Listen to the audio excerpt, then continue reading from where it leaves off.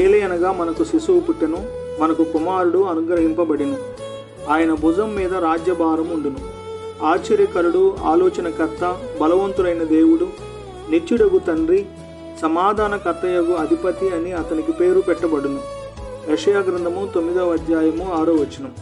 ఆయన గొప్పవాడై సర్వోన్నతుని కుమారుడు అనబడును. ప్రభు అయిన దేవుడు ఆయన తండ్రి అయిన దావీదు సింహాసనమును ఆయనకిచ్చును. ఆయన యాకోబు వంశస్థులను యుగయుగములు ఏలును. ఆయన రాజ్యము అంతము లేనిదై ఉండెను.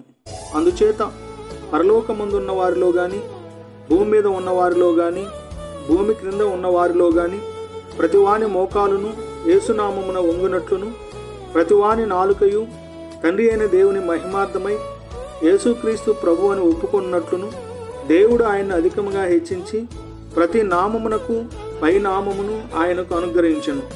అట్టి యేసుక్రీస్తు ప్రభువారి యొక్క కృప మీకు తోడైండును గాక. ఆమేన్.